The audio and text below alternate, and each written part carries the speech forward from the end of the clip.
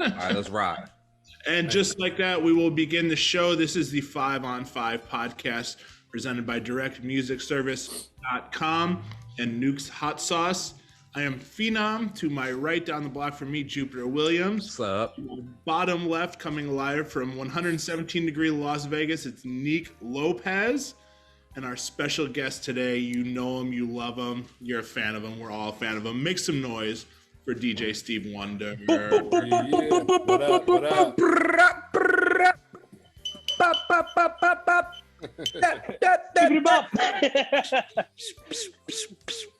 You gotta get the silencer in there. I like that. You know? Yeah.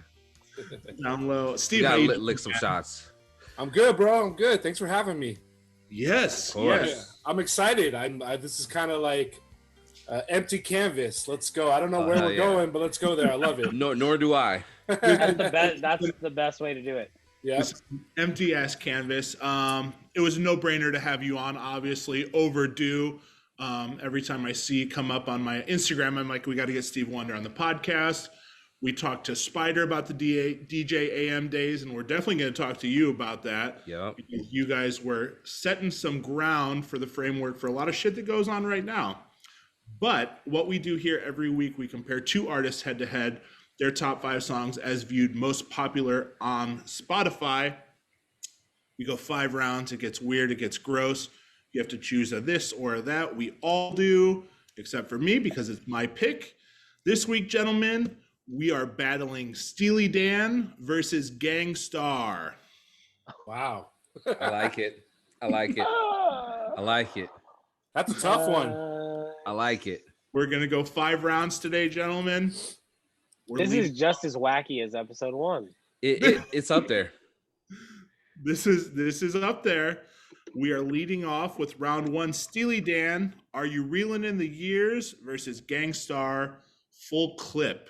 And we're starting with our guest, Steve1der. Jeez, starting off tough. Ooh. I was trying to think if Gang Starr has sampled Steely Dan, but I can't think of any off top. Full Clip. I'm going with Reelin' in the Years. There's something about that song that I feel. I don't know. I love Full Clip. Gang Starr banger. Maybe in my top 10 Gang Starr joints, but Reelin' in the Years, Steely Dan. There's just the harmonies, him riffing on his verse. It's not even like singing. He's just like talking, like just such an incredible record. This is going to be very difficult, but I mean, through the whole 5, but I gotta go with Steely Dan on this one. Excellent. Travis. All right. Hey, and 1 mixtapes, man. Let's go. Skip to my Lou. Come on. That was such a big part of my childhood, and this was on the soundtrack. Let's go. Who is the host on the N1 mixtapes? Oh man, the early ones, they didn't have anyone on the early ones. Because they had that. They had a skip to hot sizzles. What was that? Yeah. That was in the later ones. Hell yeah, I know Bobbito was on there for a while. Mm-hmm. Yep. Neek, the tiebreaker. I'm not stoked about this. I love Steely, bro. And I love Gang Starr, RIP Guru. Full Clip. Woo! Okay. Just because that's B-boy shit, man. And my favorite part is one of the best yet. And I just that's it. I'm not gonna like sit here and act like one song's better than the other one. I hate this. I'm so uncomfortable. Hard to tell. Number 2, round 2, gentlemen. It doesn't get easier from here. Do It Again from Steely Dan or Work from Gang Starr. Let's start with Jupiter. And 1 mixtapes. Work. Gang Starr. Let's go. Neek. Gang Starr. Okay. Steve. This is the worst. Oh man. I'll go with Gang Starr on this one. Okay. Just because I think I've played out Steely Do It Again too much. Yeah. And like it's kind of like one of my like personal, more played out Steely Dan joints where I'm not that hyped on it anymore. But back in the day, I might have said Steely Dan. But yeah, let's go with Work. I mean, just incredible production. That shit gets me hype every time. Okay, sure. That's a sweep for Gang Starr. Let's take it to round 3. Oh, this sucks for you guys, gentlemen. Steely Dan, Dirty Work, or Gang Starr, Mass Appeal? We're starting with Neek.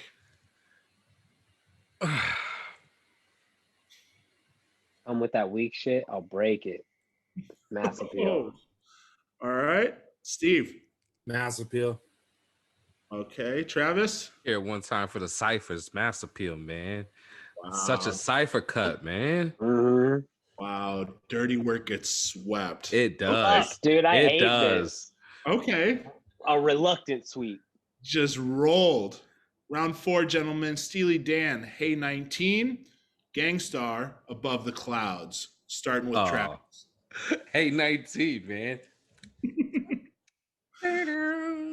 Steve. Okay, sorry. I'm going Above the Clouds. Okay. Neek. I'm going Steely. Hey, yeah. Hey 19. It's such a smooth cut. All right. It's like that song that you're listening to when you like want to sit back, drink like a Arnold Palmer in the backyard while barbecuing, sun's going down, smoking a cigar. Classic Home Depot music. Hell yeah, let's go. Home Depot music. Yes. Round 5, gentlemen. It's already been decided, but we'll take it to 5 rounds. Steely Dan, Ricky Don't Lose That Number, or a new one from Gang Starr, Family and Loyalty. Let's start with Steve. Ricky. I'll go Steely Dan. Okay. Neek. Steely. Ricky Don't Lose My Number is a fucking heater. Travis. Yo, is this Gang Starr one? Is this the one with Cole on it? Yeah. Okay. I love Cole, but I gotta go Steely Dan on this one. I do love Cole.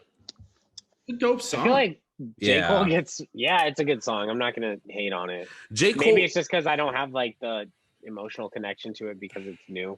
Yeah, and that's what it is for me too. Yeah. J. Cole gets hated on a lot too. J. Cole does get hated on, but you know what? You can't. J. Cole gets hated on because you can't play his songs in the club. I think that's why he gets hated on. Hey, we play a lot. We do. We do. That's true. But that's a 21 Savage song. Workout. True. Workout's a perfect opener. ATM kind of goes for a second. Yeah. The runner-up part. KOD. I'm a Cole fan, but I actually didn't like that verse. I felt like he like over rapped, like he knew how important it was for him to impress on that song. Yeah, and he had like offbeat flow, and I'm more a fan of him on his own beats with his own song concept. So I don't know. I mean, but that being said, I am a fan, and he does get way more hate than I think he deserves. But I'm just like, to each his own. Cole. Yeah. We were just talking about Middle Child too, how that goes off. Middle Child goes. Yeah, those horns are dope. It's crazy. We live in a time. Yeah. It's crazy we live in a time where like it's bad that a guy like J. Cole, who can rap his ass off and make ill beats, is like frowned upon for rapping over his own beats all the time. Yeah. Like, but 15 years ago, like that was dope. Like, who's like in the underground scene, like a Dilla type, you know what I mean? Yeah. Or like, what's the guy's name? Oh my God, it's not on the tip of my tongue. There's so many back in that era, but there's one in particular that's like on the tip of my tongue that I'll probably remember in the middle of this episode when we're not talking about it anymore. Yeah. Travis Scott gets love for it though, so yeah, it's he weird. Does. It's the weird thing where he gets love for it. Praise, and I think anything Travis does gets high praise, but that's another podcast episode. Gentlemen, songs that we thought should be on here from Steely Dan and Gang Starr. A Black Cow, of course. Yep. I don't know. Black Cow, for Peg, sure. maybe. Peg. Peg, absolutely. Kid Charlemagne. Mm-hmm. Oh yeah. Mm-hmm. Kid Charlemagne's in here. Fuck. Josie. Maybe. I don't know about top 5, but probably on the top 10. What about from Gang Starr? Oh man. I'm looking at it right now. I'm trying to think what would replace, because they basically got it up until number 5. Yeah. But I understand why it's there. The new popular. Oh, Discipline. I like Discipline with Total on it. Remember that whole album was great. Remember that Air Force? What was it? Was it the Nike song that Kanye did with Gang Starr? Was that, or was that just a Guru? It was him. It was Kanye, Nas, and Guru.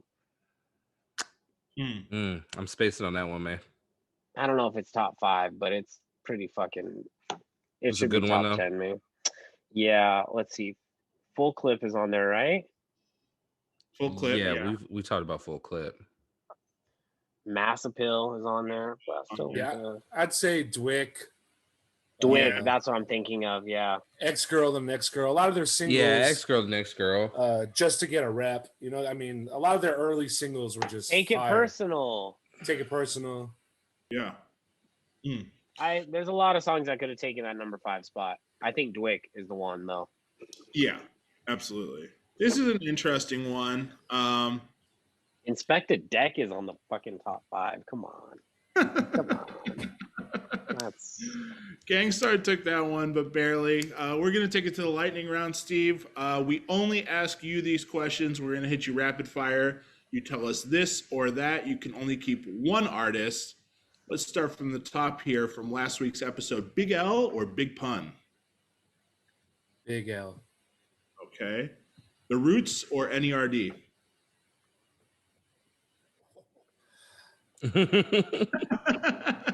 I mean, for my fandom, I got to go with the Roots. Okay. I mean, we're not talking about the Neptunes. We're talking about NERD. So yeah, the Roots.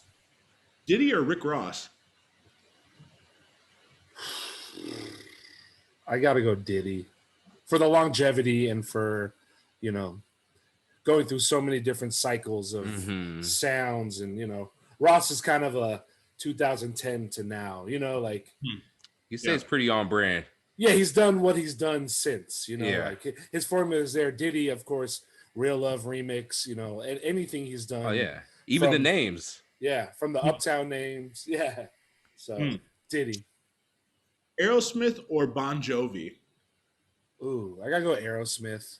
Okay. I mean, Bon Jovi got bigger club songs, you know, like the crowds respond more to. But Aerosmith, if you I mean, Walk This Way, if you revisit their old shit, you know, it's just like, it's so good, you know, the shit from 73, you know, up until the 90s, they still had some joints, you know, so. Yeah. Kool and the Gang or Shalimar? Kool and the Gang. I think I like Shalimar. Shalimar has more like deeper cuts. I value their depth more. But Kool and the Gang, I mean, come on, Summer Madness. I mean, all their pop hits. It's just too much. The catalog is too thorough. Queen or Bowie? Bowie. Okay. Same thing. Usually, I feel like the common thread is the longevity of these artists. You know what I mean? Yeah. So, Zap or Gap Band?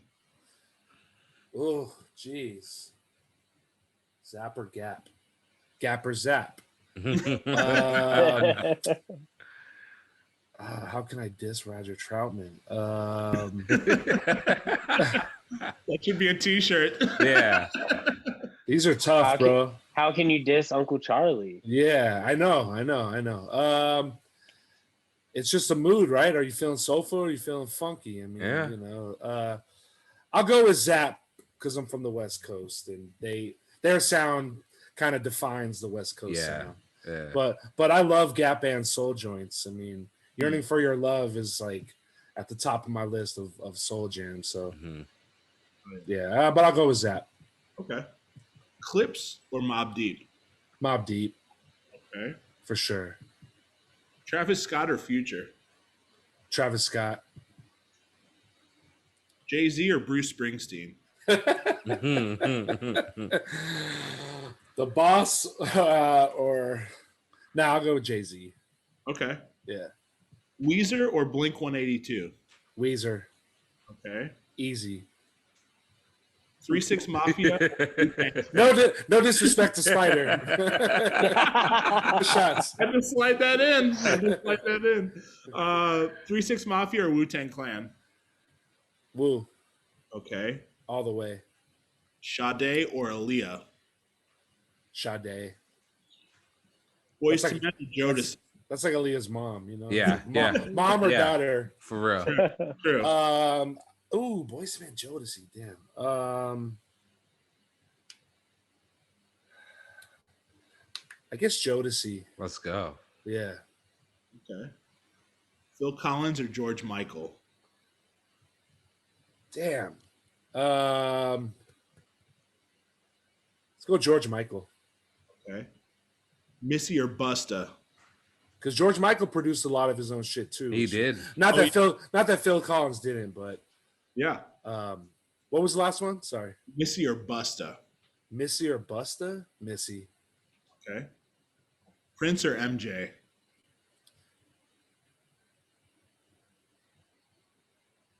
MJ. Okay. We like to ask this one as the last question on the lightning round. Outcast or Hall & Oates? Ooh. I gotta go with Outkast because Love Below is like one of my favorite albums of all time. So Okay. Oh yeah. yeah, I gotta go with Outkast. Oh yeah. All right. That passes the lightning round. Yeah, he passed. He passed. Good job. That passes the lightning round. Had a little delay at the end, but we passed. Let's start from the top here. Tell us about the questions.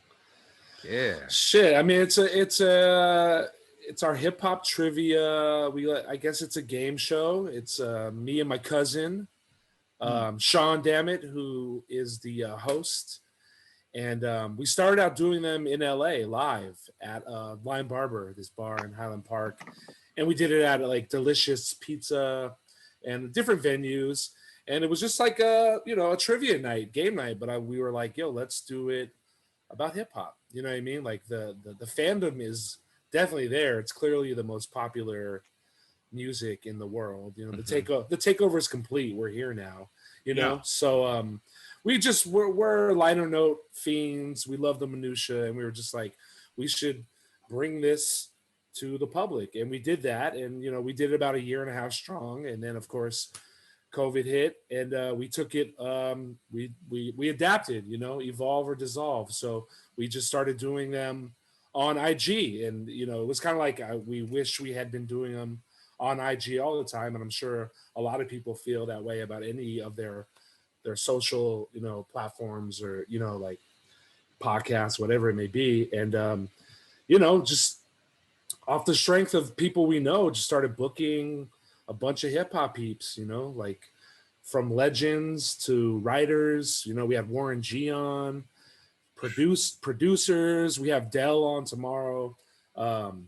Rappers, anyone involved. We had Milo the cat, the guy that does all the videos, the cartoon ones, like anyone.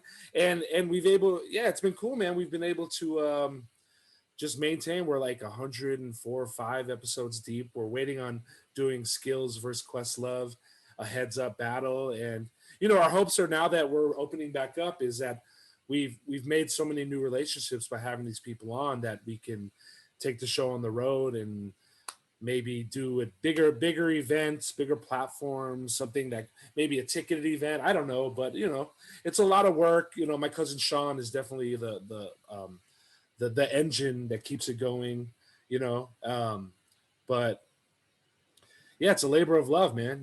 Yeah. It's a lot like what we're doing and what we're striving to do. What do you think was your biggest obstacle with it? It's just building an audience. Mm-hmm. You know what I mean? Like we talk about that because I see other people doing hip hop trivia, and you know, no, we don't own hip hop trivia. You know, Right. like we're probably one of the first ones starting out, and who knows, 5 years from now, it might be on television, someone else doing it. You know what I mean? Like we actually looked into copyrighting trivia, and you can only copyright the name. You can't copyright a game. You know what I mean? Like anyone could do a Jeopardy game.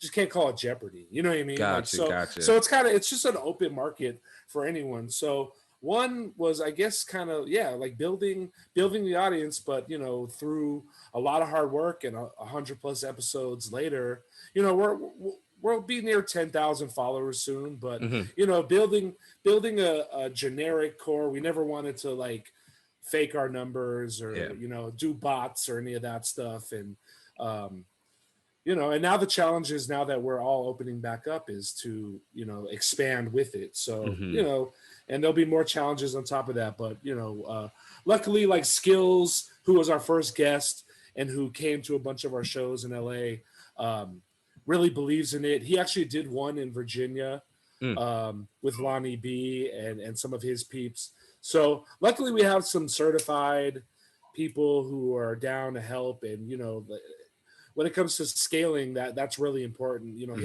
his hip hop social network is so expansive, and you know that's another important part is just, you know, we're talking to, like, our boy Cheap Shot is doing a that's a sick name.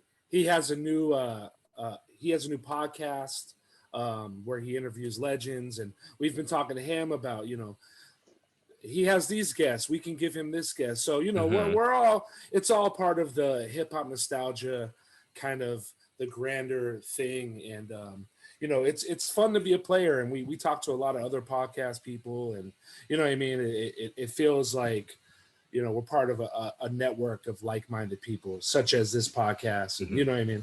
Yeah. Absolutely.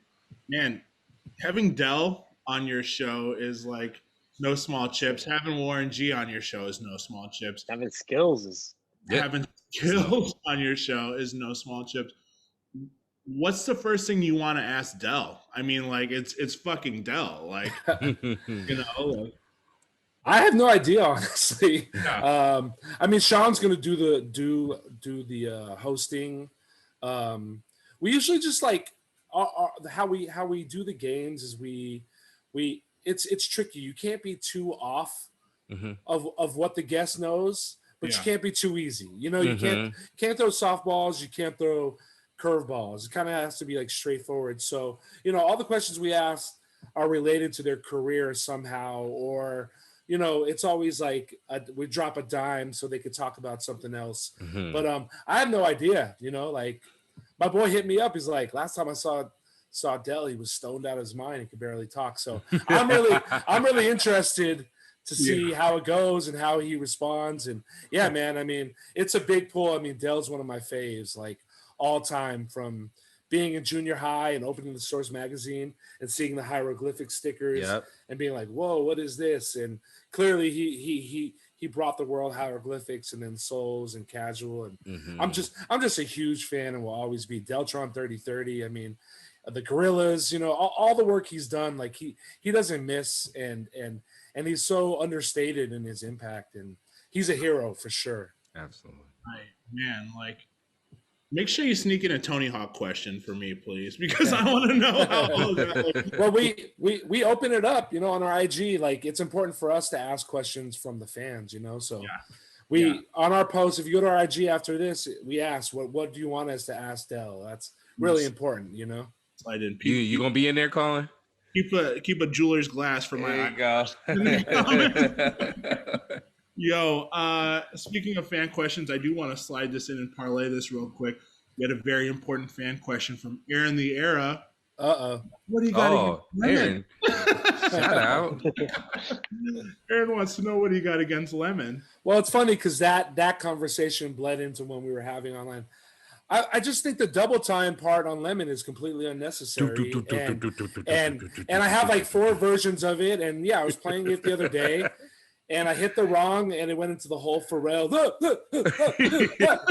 And I was just like, no, this isn't it. You know, like you're you're in your like 96 BPM, and then it goes to 192, and you're like, no, that's not where I wanted to be. So I was just like, it was just something I thought when I was DJing. Like, I'm gonna tweet that, but I love the Rihanna part. The Rihanna part does it. Yeah. But I love the timing because you took such a hardline stance against that. And I'm like, oh, we got this guy on the show tomorrow. Let's fucking here we go. Fuck the song. I want to hear what happened. Exactly. And then Flip Out was just arguing with me about it, how he loves it, and I'm like, come on, bro, like. You know, like in the nerd discography, Lemon falls way down on the list. Like you're listing 30 nerd Neptune songs before you list that one. To be honest. Which is wild because it's the first song most popular on Spotify when you pull up NERD.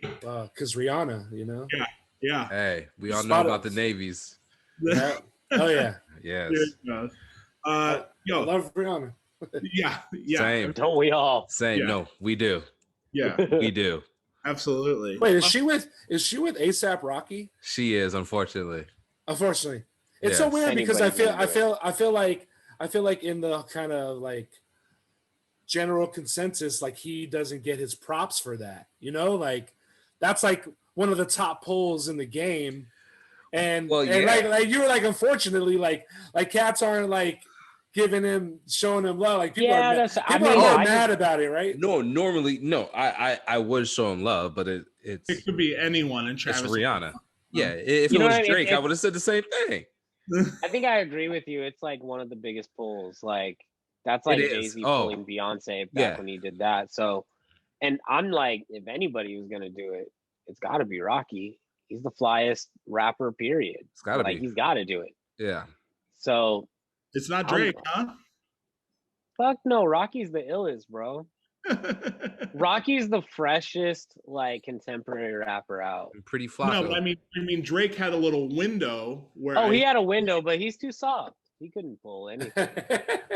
Yeah. Oh, come on, man. I think Rihanna sees through a lot of it. Rihanna sees through that soft shit. She's not with that shit, bro. Yeah. The Marvin's Room. She needs. She needs more. She needs Harlem, not. Not Toronto. Not Canadian bar mitzvahs. Yeah. And I can say that because I'm Jewish. See, there we go. That's my brother. People were mad at him because he was billed so high on Governor's Ball. And I'm like, well, what do you expect? Of course he's going to be. Like, it's Governor's Ball in New York. It's ASAP. It's ASAP. Yo, come on. It goes hand in hand. Like, well, Megan Thee Stallion should be billed above him. I'm like, it's still ASAP Rocky. Like, takes 100 years off. He's still in New York on his turf, man. And he has a great show. I actually saw him in Germany. I was DJing in Germany like 4 or 5 years ago. I happened to be in Frankfurt the same time Bonix was out there. Oh, shout out. And it was a Khalifa Rocky tour. And I kind of missed, I got there late, but I saw some of Rocky's show and I thought he was really good, really dope show. This was I think it was the Acid one. What was that song? LSD. Yeah. LSD. That album. And that's a dope album. And I was like, man, this is like really a great performance, Yo, how much weed was at that show? Yeah. For real. That's like when Wiz is in the building, you're like, yo, I'm not smoking whatever that guy's smoking. But you pair him with like Rocky and the ASAP Mob, you're like, yo, I can't even be in this room. I'd be too high, man. Yeah, it was cool. Like Bonix, I was with the DJ who I was DJing with. I think it was Catch. DJ Catch. He did that horns. Horns. Bam, bam, bam, bam. But Bonix brought us on the tour bus to meet Wiz. It was really cool of him. But it was like, it was a good look, me being the guest, but also like hooking up the guy who booked me and who was looking out on, you know what I mean? Like it's cool how that shit turns out. But yeah, that was a cool time. Yo, and you were tour DJ for Theophilus London. Yes. Oh, well, yeah. Dang. Like, yeah. Come on. Big deal. And you don't want to get into that, man. You did. I have a funny story about Theophilus London. Oh, you got one? So back when I worked at XS as a busser, I was listening. I was like 22 years old. So like, I don't know, 2011 or so. I was listening to him pretty tough when he made those like first couple of mixtapes. And he walked into the club and he's walking around by himself. He's tall as fuck too. Yeah. He's a huge guy. Walks in the club and I'm like, I know who that is. And I stop him. I'm like, for whatever reason, it was like 3 a.m. and I could not think of his name. And I was like, who are you? And he like looks at me and he goes, and he laughs and he goes, I'm nobody, man. And he just kept walking. And I was like, that was the coolest thing I've ever seen. And then I get in my car and I'm like, fuck, Theophilus London. Yo, but yeah, you got to have some wild stories from being on tour with that dude too, yeah? Yeah. I mean, nothing too crazy, but we did some dope shit. I mean, I linked with him. My best friend is a producer. His name's Ariel Rexshide. He produced Flying Overseas with Blood Orange for Theo, and he did what was the one? It was called Why Even Try. And so that's around the time I link with him. My boy Ariel calls me up. He's like, hey, you want to DJ on David Letterman? And I'm like, nah. Yeah, nah. Get someone else. Get Leno. So I'll always remember this. And he we had rehearsals in New York. It was crazy. I met Blood Orange. He was his guitarist at the time. Like very, very, like, I kind of didn't know who he was, but my boy was always working with him. And I remember we were in Manhattan at a rehearsal studio rehearsing, and then there's all this hoopla around a video. They're like watching YouTube, and this video like what is it? Like, oh, this video is crazy, man. They killed it, blah blah. And I watch it, and it's Yonkers by Tyler. Oh my God, fuck yeah, we were just talking about that. And it was like, and you know, eating the cockroach and all that shit, and it was just like, whoa, like it was like.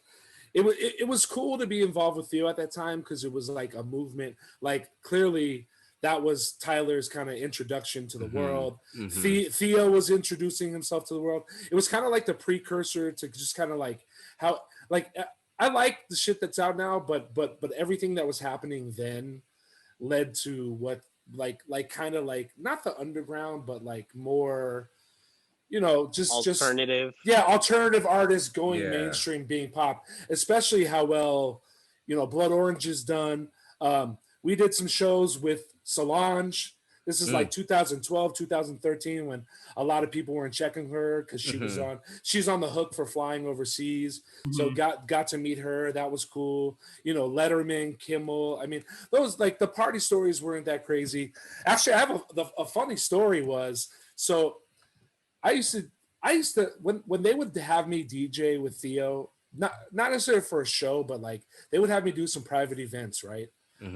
And they would give me no info on the shit. Like they would tell me how much I'm getting paid, show up, blah blah blah. My whole thing was like, Theo would ask me to play shit. He loved Lil B, he loved this and that, right? So we're doing some event in Chicago, and I can't even remember this shit, right? And but it's like a private event. I don't know what the brand was, maybe Sharp or a club, you know, it was a corporate event, you know, put it that way. I'm not necessarily like a corporate event DJ, and also like me not being tuned into what's happening. So he always hits me before, like, because I'll DJ like, you know, for like 15 minutes before he hops on for his performance, but he's like, yo, play that little B joint, play this and that, you know, and the shit he would ask me to play would be vulgar as hell, right? Yeah. But I'm like, yo, like, it's his show, I'm DJing for him. Like, I'm not doing my set. I'm like, he wants to hear this, I'll play it. So yeah, I did this one corporate gig in Chicago, funny enough, and 7 years later, I'm at this golf tournament, right? And it's and these guys, it's kind of an industry thing, and these guys come up to me and they were like, yo man, I can't remember, I'm paraphrasing, but they were like, yo man, why'd you play that shit at that event?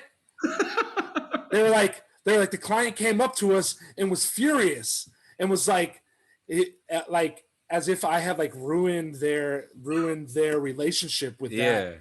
And I was so oblivious to it because I was just kind of like, no one's saying don't play this, don't play that. They're just like, you know, like I'm not clued in.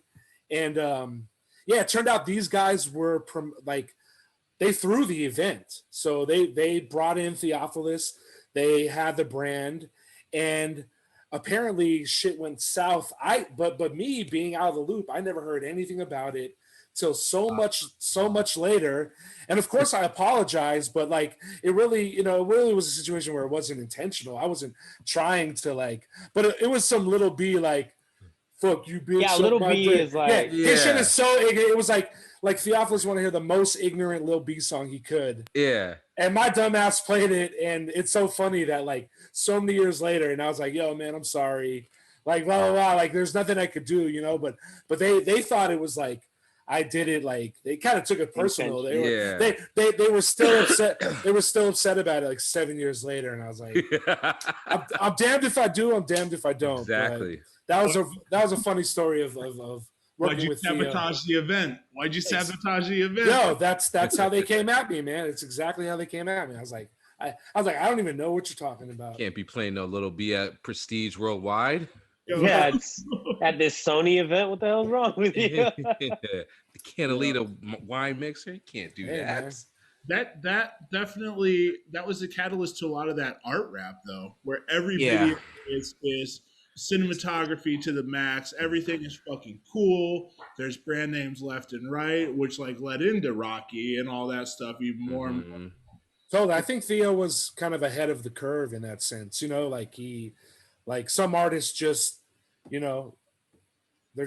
was too early. Yeah. You know what I mean? He was kind of like, yeah. I mean, even Kanye tried to, get on that wave and try to help. Because Kanye likes to. Well, yeah. He likes to get the young guys and let me get some of that. And Theo was one of those dudes, man. Mm-hmm. Theo was tight, man. He was doing that. He did those 2 mixtapes or 3 mixtapes maybe, where it's like all 80s. Yeah. Like 80 songs where he rapped over them. Mm-hmm. And then recently he did our favorite song, Only You. He did the cover with Tame Impala. Yep. Fire. Theo's still fire, bro. Theo, that Bebe album is sick. Theo's still sick. Yeah. That's like, give that man his flowers. He's a fucking icon, he does deserve his flowers. Yep. He's like acid on the beach, man. He's acid on the beach. For real. Lucy on the beach, for real. Hey, speaking of beaches, Steve, if you were stranded on an island, what album are you bringing? You can only bring one album only to listen to. Jeez. Probably a Stevie Wonder album. Oh. And probably maybe Intervisions. Oh, okay. I was gonna say songs in the key of life or Intervisions, but like I need something that has all the feels. Okay. That touches all the sounds and like that's Stevie. He's gonna give you some ballads. He's gonna give you some funk, some rock, some soul. That's what I need the all encompassing. I can't just. It's probably not gonna be a hip hop album that's just like. Yeah, just rapping. You know what I mean? Mm-hmm. Like I need, but if it's a beach too, maybe a Bob Marley album too. That fits the vibe. So, of course, Intervisions is a solid. That is a good pick. I like that the Stevie thing is getting around right now. A lot of our guests are picking Stevie. Yeah, I like that. We're showing love. Yeah, shout out Stevie.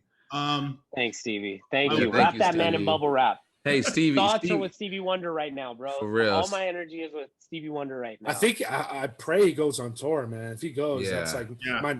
I've never seen him live, so that's like my number one ticket. I saw him twice. I saw him at the Songs in the Key of Life anniversary tour. Oh wow. Which was fucking unreal. Mm-hmm. I saw him at MGM out here. I wept twice. Yeah. And then I saw him for the last tour he did out here. He had like a 3-day event at Cosmo, and it was a Stevie Wonder song party, and that one is when I started to get worried about Stevie.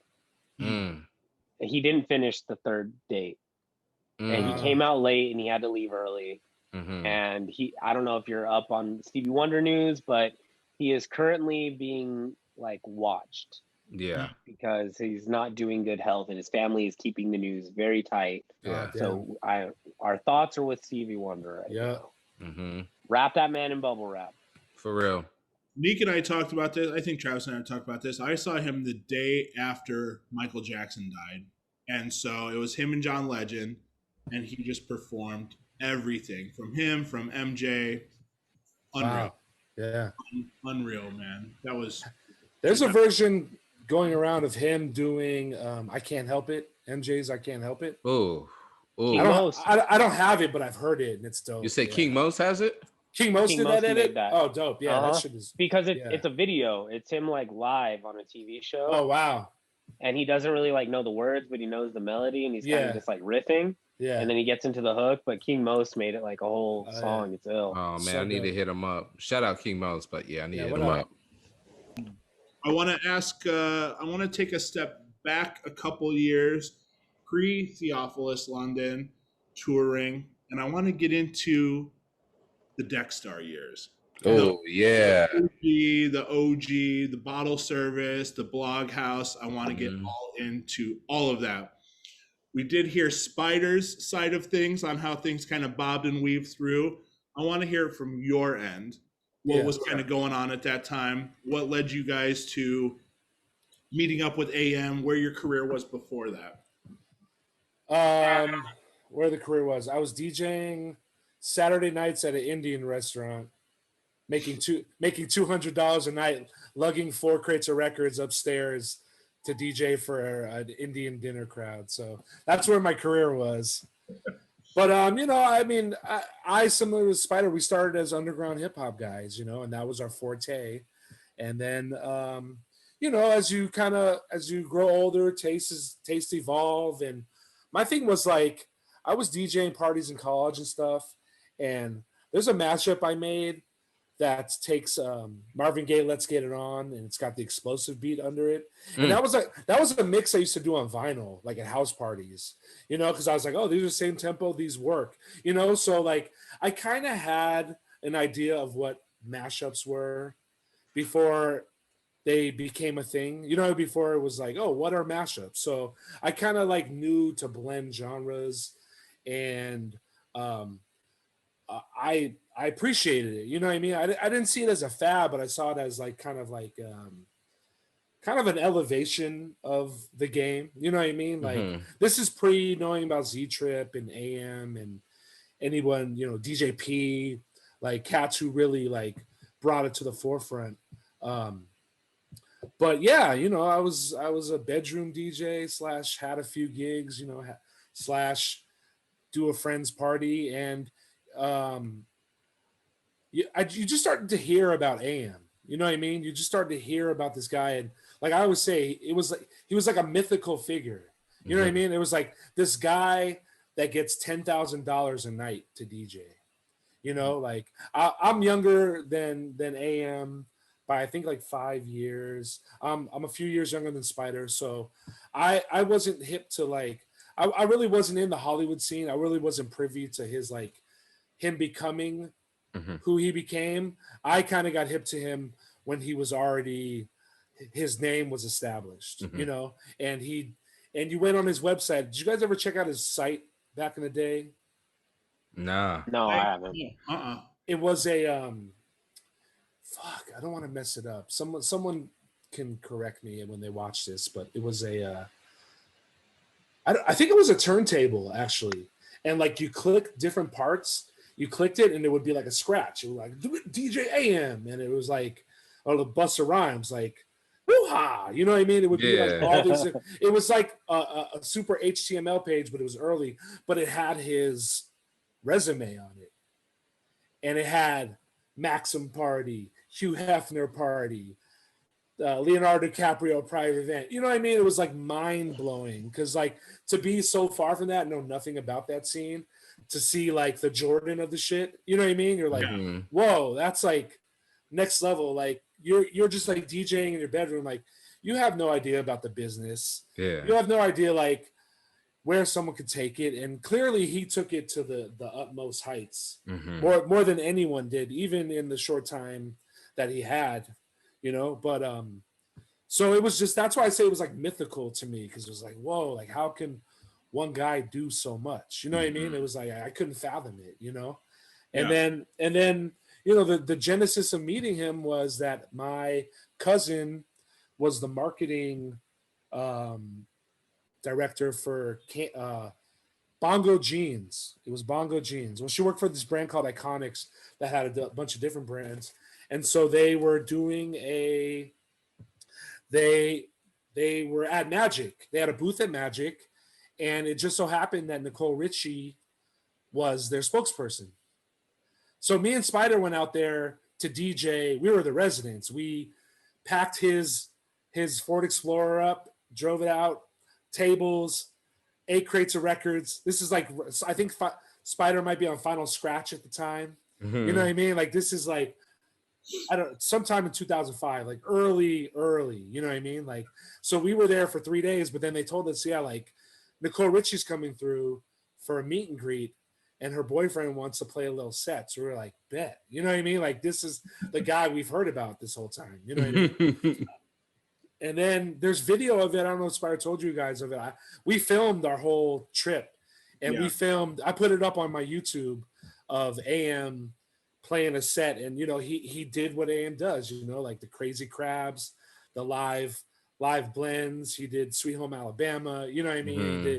He did he was just so refined and so dope and so casual and such a boss on that shit, you know what I mean? Mm-hmm. Like, he really, I mean, to this day, I don't have much of a persona when I DJ, because I'm like so concerned about what I'm going to play next, or like I'm all in my head. But watching him, I was like, oh, like you're a showman, you know what I mean? You have to like exude confidence, exude style, exude grace, exude, you know. So he was one of the first DJs that I saw in person doing that, you know what I mean? Before that, it was just a lot of like battle DJ. I was really into the ITF and, you know, DMC when I was younger, but a lot of those DJs, it's a different style of flair, you know what I mean? Like, he just like was as confident. He looked like he was like a chef, like cooking shit up, you know what I mean? Yeah. Like, the way he moved and everything he did. So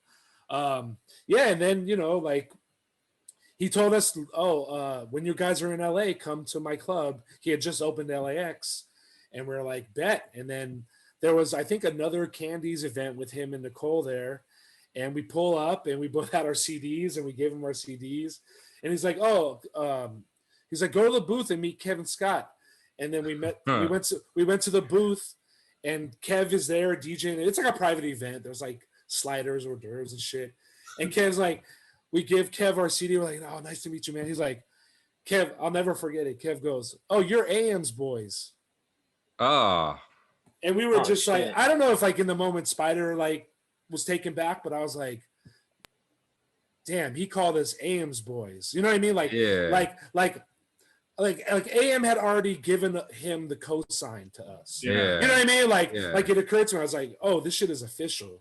We're not just some like some random guys. Like AM, like that meant everything to me. You know what I mean? It was like that, you know, like it kind of validated like who we were, even though we were nobodies. But to have like this guy co-sign us to like his right hand man meant it meant the world, and it kind of meant like that we're where we should be. You know, like we're accepted. Like this is where we're planning it out right. And then, you know, like Kev started hiring me and Spider to open for him at LAX. And I mean, this is our first experience in Hollywood. Like we were doing little dive bars in Santa Monica, like I said, like in an Indian restaurant in Silver Lake. Like we were not hip to the game at all. Like Vice was in the game, Stone Rock, cats have been running that shit, you know what I mean? And we didn't know anyone. So we kind of snuck in the back door, but just like to the main room. You know what I mean? Like it was pretty crazy. We didn't have to go through these many channels and meet this guy, meet that guy. Like we met the dude at the top. He co-signed us, and then it just kind of evolved. And from opening from Kevin at LAX, and then meeting Fashion, and then meeting Scene, and then, you know, slowly but surely, at the same time, all this Crooklyn Clan is popping off online, and I'm contributing to my edits. So it's like a perfect storm of like locally meeting the right people, and also like building a name for yourself online where other DJs, oh, you made that, blah, blah, blah. And just, it was just such a unique time. And I wish at the time I had really known it. It took several years later to look back on it to realize what a special time it was. Mm-hmm. You know what I mean? But, you know, meeting, so Scene, I met Scene, and then Scene would book me for his 2080 party. And that was my first time going to Seattle, like my first few out of town gigs. Mm-hmm. And Scene wasn't there, but I had to link up with the other resident that night, who was this guy named Four Color Zach. And then Four Color Zach opens up the night and completely destroys the shit.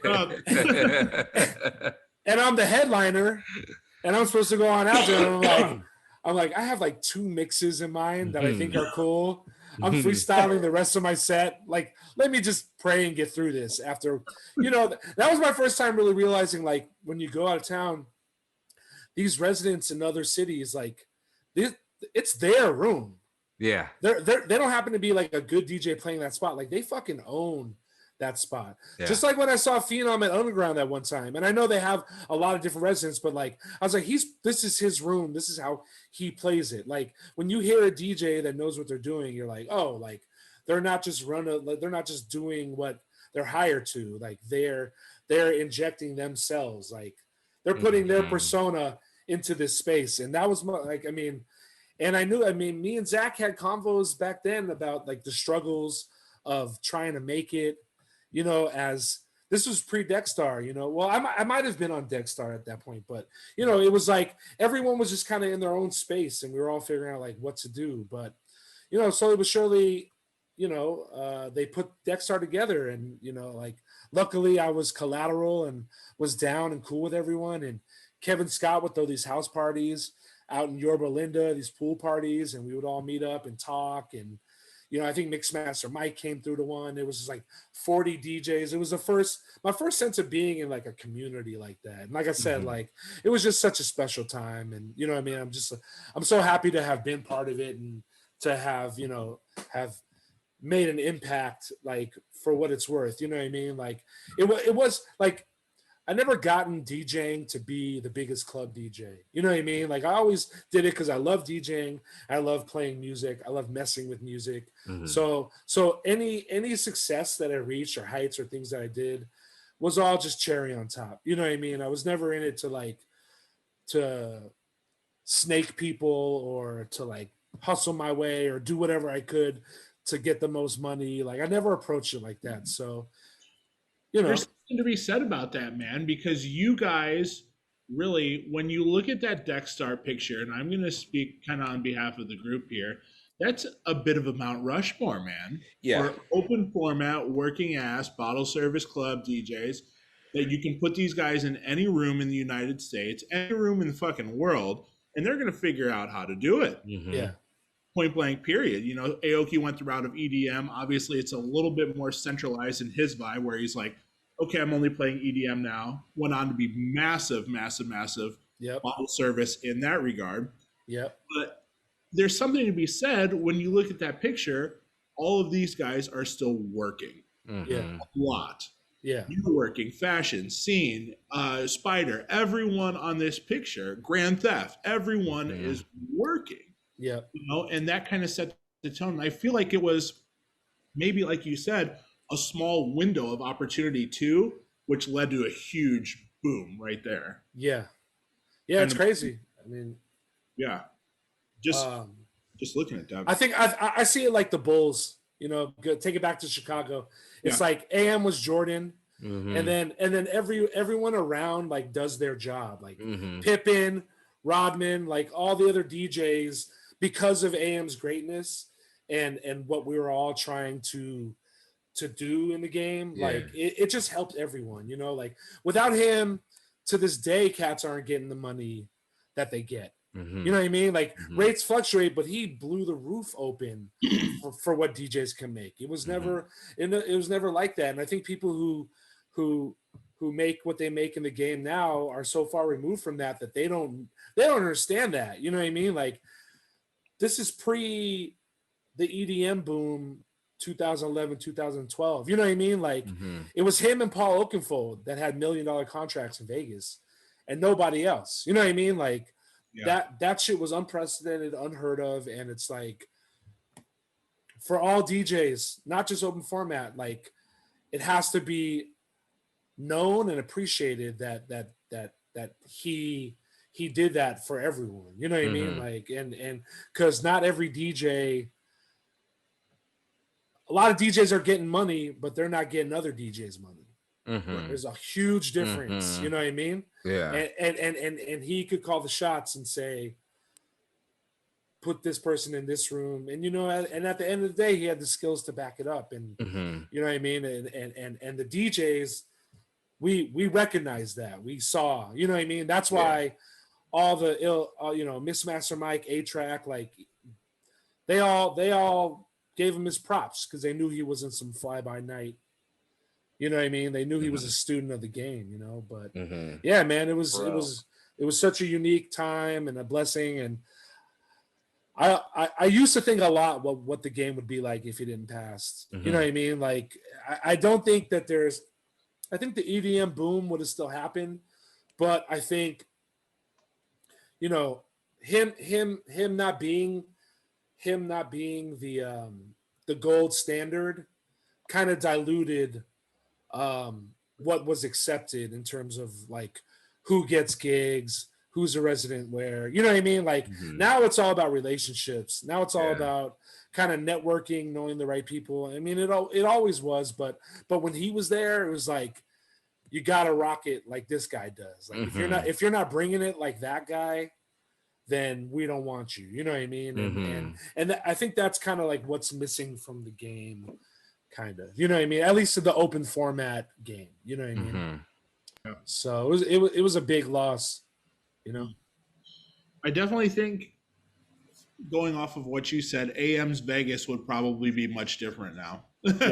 As far as what you see in the bottle service, in the, you know, like one group has bookings over 6 venues and it's like, okay, we just shuffle these guys around. I think that would be a lot different of rosters moving forward. Yeah.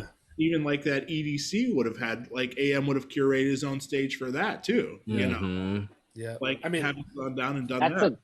That's a great actual, like, that's kind of a crazy hypothetical to think about, is how would AM affected festival culture? Because that kind of came, I shouldn't say that came after. Like, it became huge and monumental in the way that we see it now after. So I wonder what AM's influence would have been on that side of things. I mean, all I can imagine is it would have been the biggest. Like, whatever you could think is the biggest, it would probably or it would have been above that, you know, because I feel like that's just like when I saw his resume and I heard about him, like it was just like over my monumental. Yeah, it was. I couldn't even think that this stuff was there. So, like he said, he'd have his own stage, or I mean, you know, when he passed, he had the Nike doing commercials with Kobe. Live shows with Jay-Z. I mean, come on, like who knows? I mean, but he was he was a champion of open format DJs. You know what I mean? Like that was his thing. Like he put all his peoples on that. You know, none of us were specialized in this. We just played everything, kind of like his style. You know, and once there was no one to champion that kind of style, like. Venues and places started to see open format DJs as more expendable and just you know what I mean. That's why being specialized is important now. Like if you're an Afrobeat DJ or you do this one thing, like it's almost better for your career to really hone in on one thing. But that's not the cloth a lot of us are cut from. We go back to those days. You know what I mean? Like and it's crazy to see on TikTok now. All these mashups and weird things that are popping off and getting 100,000s of views, and like you're like, yo, I was doing that just 15 years ago. You know, like this was like, something that's just DJing.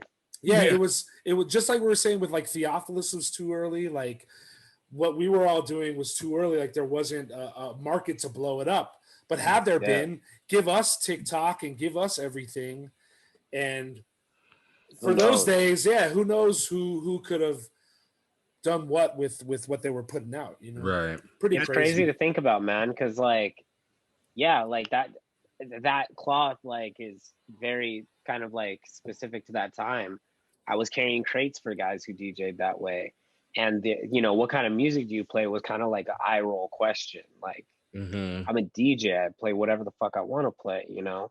And now it's like, well, you know, for me, I'm like, oh, like, you know, dance music. So, you know, house, disco, stuff like that. But like, really, like, I still like hip hop and I would play it if I could. So it's, I hate answering that question. And like you said, but like when you zero in these days now, it's kind of like, it's a better move because then you can build more on that way. People, you play this, Steve plays that way. So we're going to book him for these gigs, and open format still exists, but like, it's really just top 40 hip hop and R&B.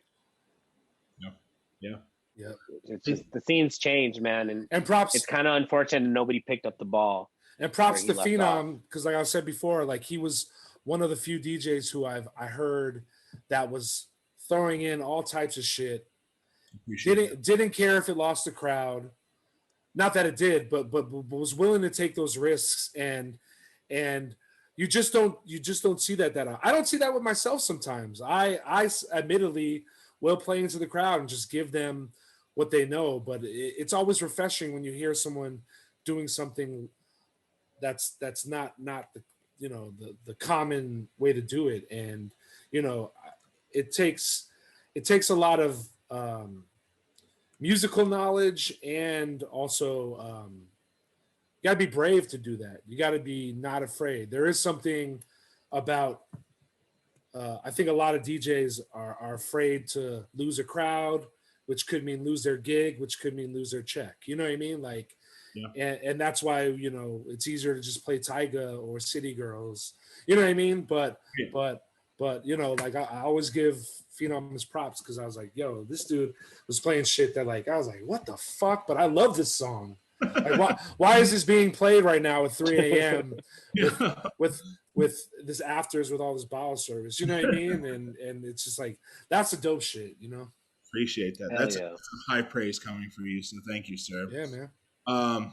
And adding on to that too, I do want to say I think that AM bridged that culture between celebrity and DJ, you know, where people were equals, where the celebrity wasn't too cool. They were cool enough because they wanted to go see the DJ who was the cool person. Yep. I think that has gotten lost too, where utility DJs just become a utility player. Yep. You know, and right. like and now the celebrities are DJing. You know, like the celebrities are the DJs. when he was alive, they wouldn't dare. You know what I mean? Like they would go to his party, but they weren't fucking getting near those turntables. You know what I mean? So now it's a marketing ploy to connect yourself with a celebrity and get booked like that. You know what I mean? Like, right. But you know, it was a special time. You know what I mean? Like, luckily you guys were there and you understand it. But there's a lot of DJs who missed it. You know, but you know, do you guys feel like? Sorry, do you guys feel like do you feel like technology has also played a part in this? Like, yes, the catalyst of that style was lost, and like, there's plenty of guys like, for example, all of Decksaver, I'm looking at my Deckstars, who were obviously good DJs. Like, there's plenty of great DJs out there, but he was like the guy. And is the availability of DJ gear and DJ software, and like, you know, back in the day, like, we had to save a lot of money to start this shit. And now for $200, like, anybody can do it. So is it like, and just, you know, not be good at it, but be good enough? Is the availability of it kind of something that changes the culture? Because like, you know, a celebrity Will Smith is doing, you know, going viral for doing DJ sets now, and they're not good. You know what I mean? They're just good enough that they are, you know, the average person doesn't know the difference. So, no Will Smith slander. I know we love Big Willie. I don't mean to. You will not slander the Fresh Prince on this show. But that's what I'm saying. Like, but Will's not. I know what you're DJ. saying. Yeah, I know. Like, I'm not saying it's trash. But he can DJ worse. over anyone else. That's for damn sure. Yeah, you know what I'm saying. So like, well, look at what's behind you. You know what I mean? Like, look at the evolution. But you without that, you weren't a DJ 20 years ago. Yeah. You couldn't call yourself a DJ without that wall behind you. You know what I mean? Yeah. So I do think it is technology and also social media and marketing, and you know what I mean? Like that became a big thing. I don't know, 4 or 5 years ago. Like, how many followers do they have? How, you know what I mean? Like, how many people are going to see the flyer they promote? How much will they promote it? Are they going to cut the promo video about seeing them at this club? All these things that like you didn't have to didn't matter before, but you know, yeah. I mean, it definitely plays a part. Mm-hmm. I think shit's crazy now, man. Man, I think they should just put up like make a AM Lives TikTok and just post all of his mashups as they were played out, and just have it go viral as fuck, because I would love that. It would still hold up. Yeah.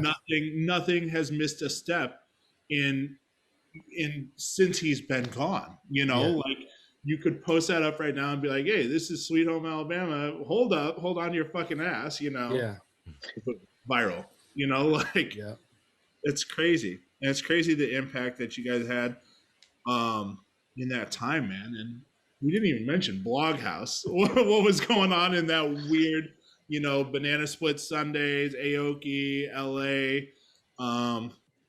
Well, just like you were saying with kind of Theo being a precursor to kind of like that indie alt R&B rap sound that came after it. That's the same.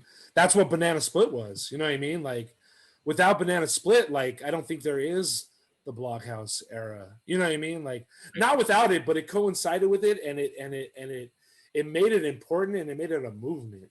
You know what I mean? Like if you weren't up on Hype M back then, I mean, me and Mighty Mai made a Kanye Touch the Sky MGMT mashup that Kanye put on his blog. You know what I mean? Like, how crazy was that? But even that was so early on. Like, if Kanye did that 7 years later, it would have been like crazy, you know? But it was like early in his blog, and it was like, oh, props, you know? But now looking back, you're like, holy shit, like Kanye featured me on my mashup on his.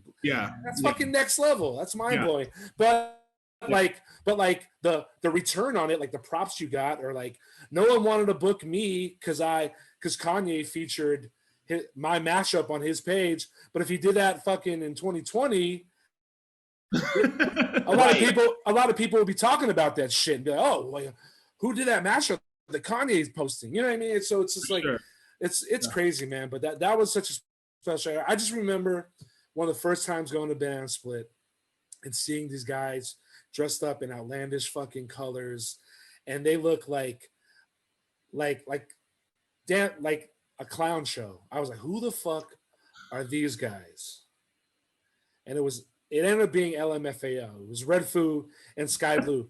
But they stood out like a sore thumb, you know? But Red Foo is a genius, and he had even from the early Banana Split days, which out of that came I'm in Miami, bitch. And then, you know, that was clearly a springboard, but dude was a mastermind, man. He saw it early. He knew that sound and all that shit. I went into some store the other day and they were playing Party Rock Anthem. I was like, damn, I haven't heard this song in like 8 years. But at the same time, I was like, dude, this was like the biggest shit ever when it was out. And I was like, and I still think about those early Banana Split days. And we booked Red Foo. We booked LMFAO. We used to do a video DJ night at this dive bar called Winston's in West Hollywood. That was like really popping.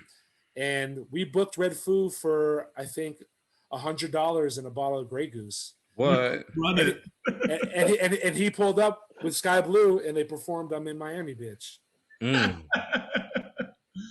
What a time, man. By the time they got to Vegas, they were just like, I remember, you know, I was young too. So, I mean. They had a night of marquee, right? They had, well, before that they started at Marquee, and it was Party Rock Mondays. And I remember like by that time, that whole, well, at least to me, like, '08 had been gone. Like that era was over. This song is so played, but everybody was still doing it and still on the wave. And I thought it was late, but everybody was showing up with the zebra pants and the shutter shades. I'm like, oh, this was like shuffling. This was like 4 years late. Yeah. And then they came to Excess like 2 years after that. That wave lasted like 6 years. Yeah.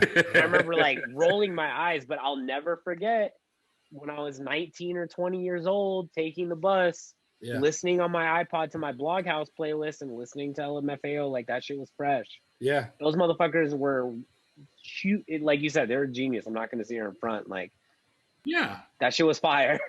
Yeah. Let's make a song called Shots to get the bar ring to go up. Like, yo, everything in the world is going to play that. I'm telling you, dude was a mastermind. It's crazy. Did you recognize it? Laugh at now, but they're genius. Did you recognize at that moment, like, okay, dance music is about to take a fucking rocket to the moon? Yeah, for sure. Well, and B-More was cracking, and I was messing with some B-More remixes, and AM would play some of my remixes, and it was just like it was a cool time, man. You could just mess with music, and if it sounded cool, people would fuck with it. You know what I mean? But yeah, because the electronic shit that was coming out it didn't sound like anything before it. You know what I mean? I feel like that, even though it was dance and up tempo, it still is the precursor for, say, Flume or Sam Jalali, even like the hip hop electronic, like that's what that kind of electronic era morphed into. Sure. And K Tronada, like it's still, I'm not saying that it influenced, but a lot of that sound, it's lineage to that, I would think, Yeah. Because it's not like soulful or like as melodic as some house is. Yeah. But it's more melodic than like just straight up techno. Yeah. And like some of the sounds were a little more like even like metal influence, like Bloody Beetroots and Mastercraft and stuff like that. Yeah. Or like Crookers. Like, but it was a little heavier. But then you had like Cut Copy. And like that dude sang, and it was like soulful. You know what I mean? Like, or Metric. You have these electronic groups, or LaRue, like that whole era. Like, oh, they're mixing the electronic sound with like these good soulful vocals. Yeah.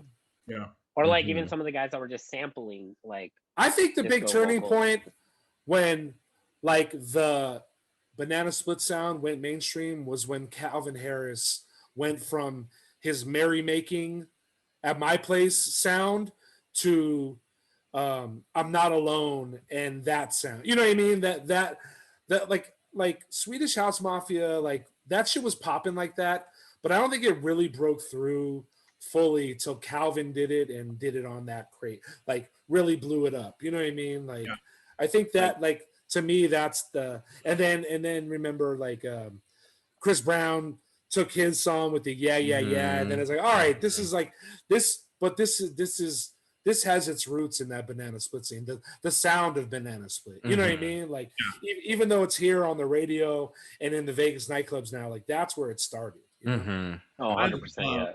I love that fucking Calvin album. That I Created Disco or whatever. I Created Disco, yeah. That's so monster. And people are like, oh, Calvin Harris, and I'm like, yo, go back to the beginning of Calvin Harris, and you'll hear some shit, man. Yeah, it's funky. Those first two albums are funky. Yeah. Oh yeah, they are.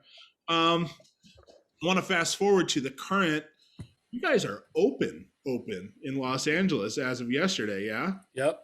What's your approach now? Is the phone ringing? Are you getting back out there? Are you gonna hold it? I got some stuff here and there. I'm gonna see what's up with Vegas. Honestly, I'm gonna. Hey. I'm gonna holler at Eddie, and like Vegas was cool when I was there. I was doing like Best Friend, On the Record. They had that tequila bar right there. Like it was some cool. Like I really could be myself. You know what I mean? I could really, I wasn't Eddie. is cool and lets DJs do them. You know, Mhm. there is a format, but you do yourself within that format. If it's a 90s hip hop sound, if it's a Latin heavy sound, you know what I mean? So I really like those gigs, you know what I mean? Like I was digging it before it all got shut down. But yeah, I think, you know, I'm focused more on the questions right now, honestly. I'm trying to do the questions and do it bigger and grow it, because one thing I regret in my DJ career, and that my advice to a lot of DJs is, build something from the ground up. A party, a group, you know, your own production. Like have something that isn't just you as the DJ. You know what I mean? And Yep. for me, like look at the Do Over, look at Shaba, look at all these parties that people are doing. That it's you know, like Shaba is Sean G and Drewbert's party, but the name Shaba is so synonymous and so branded. They have an Apple Music radio show. They do collabs with Nike. You know what I mean? Like it's not easy. AM was the only cat that was doing things on that level. But if you build something separate from you as a DJ, it get like a brand per se, it gives you a lot of room to grow with that. And that for me right now, that's what the questions is. So it's not DJing or a party, but you know, that's kind of my focus right now. But if the gigs, I have a few weddings actually. I got a wedding in August. Oh, yeah. I would, you know, my thing is like, I'm not trying to work more for less. I'm trying to work less for more. So some DJs don't like wedding. Thing with me and weddings is they're always kind of in my wheelhouse through a friend, through someone I know. So I never feel like I'm the hired help. Like I know someone there, they're cool with me.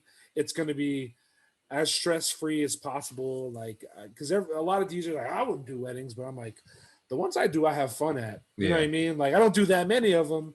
I'm not a wedding. I don't have a wedding DJ company, but they pay well. They pay better than DJing at that bar or that blah, blah, blah. Do. So I'm like, fuck it, I'll rock it.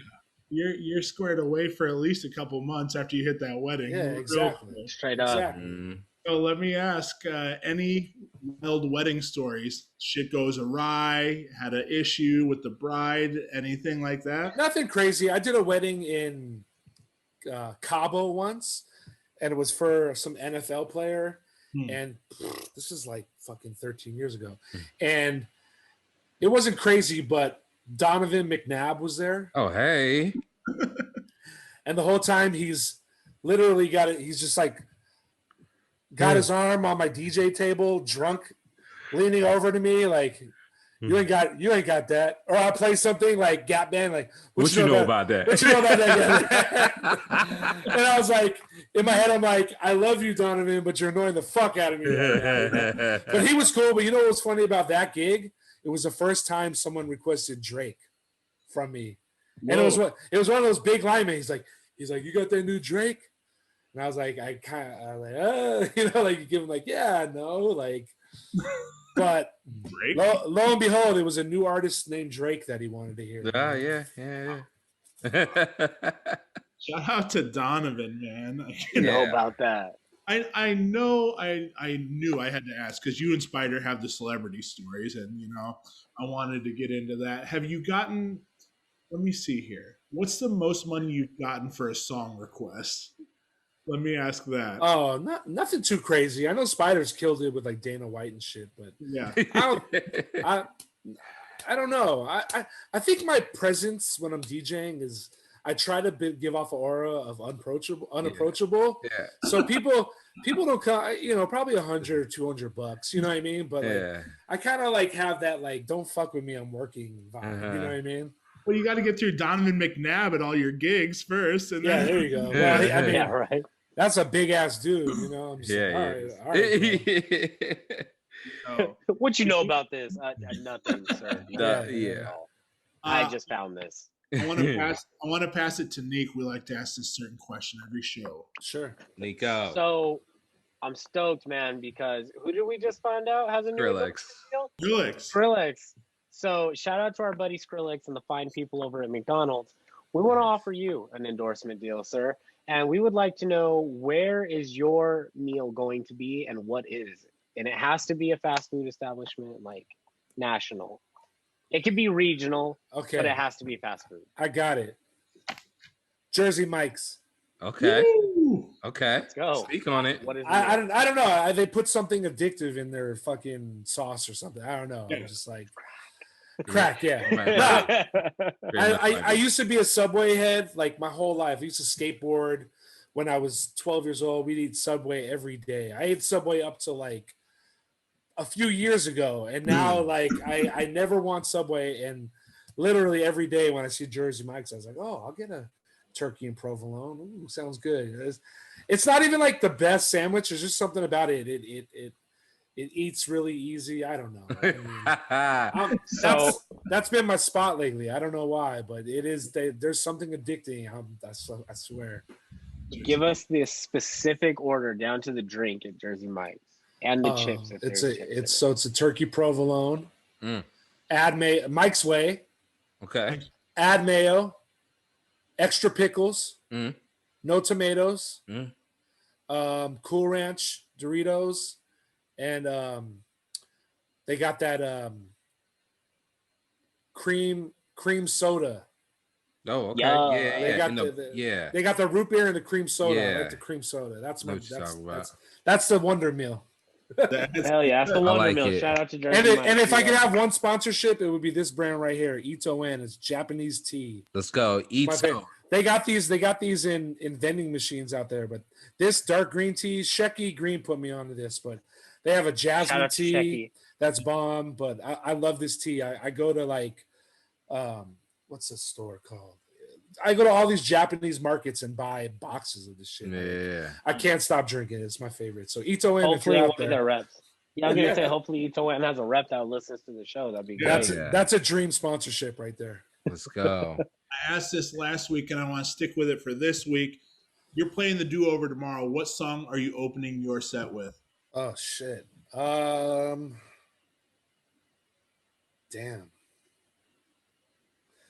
Well, one time I did a boo over. No, not the boo over. One time I DJ'd on the night that Breaking Bad finale was, and I played the Breaking Bad theme. So, okay, yeah. But I don't know. I think it would be.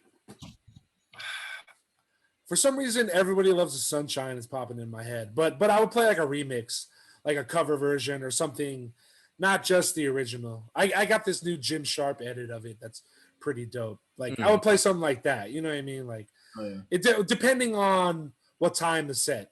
Daytime probably that, and nighttime it's turn up. Nighttime the crowd wants to get bucked. So something dope throwback with energy. You know what I mean? I can't. No, that's dope. Yeah. Is the boo over a Halloween do over? Yes. Okay, cool. I did it one year with and Scratch Bastard played too. That's my dog. I love that guy. Hot Sauce King. Hot Sauce King. Yeah. Okay, let me ask you this. So we are developing our DJ biopic cinematic universe. So in our DJ biopic cinematic universe, who is playing Steve1der? It could be anybody dead or alive. Oh, what actor? Yeah. Actor or musician, anybody in entertainment. Yeah, we like the idea of musicians turned actors. Yeah. Oh.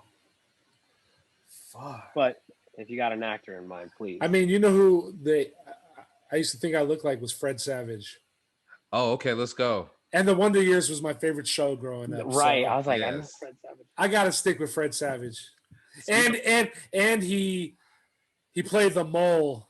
He did in Austin Powers, and I got moles, and I always thought that was a funny connection. So let's go, funny. Fred Savage. Yeah, and his last name's Savage, and it is Savage. Yeah, his last name is Savage legally. Yeah, I think I don't know that. He was Savage before everyone. And his brother was in Boy Meets World.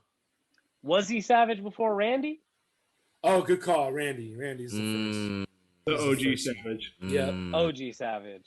The OG. Steve, what artist or album got you through the pandemic?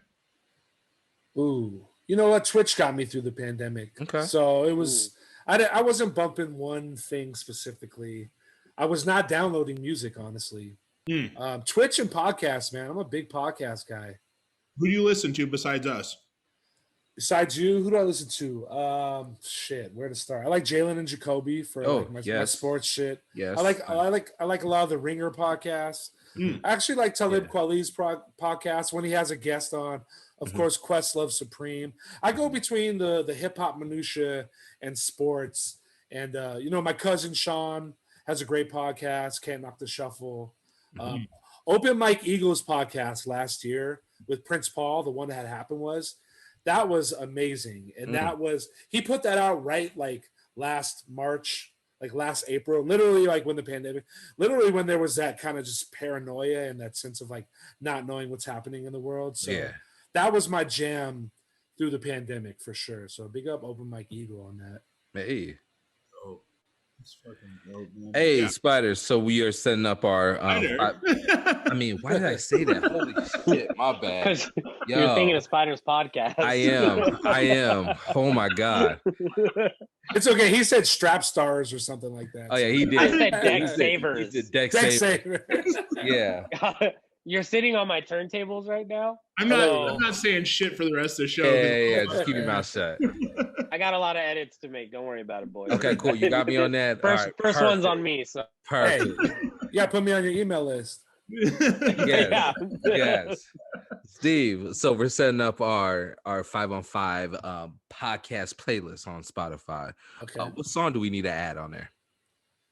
What song do you need to add? Trying to think of some new shit that I've heard.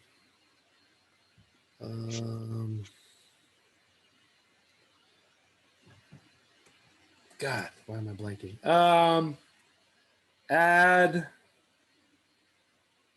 Add something by maybe that. What have I listened to recently?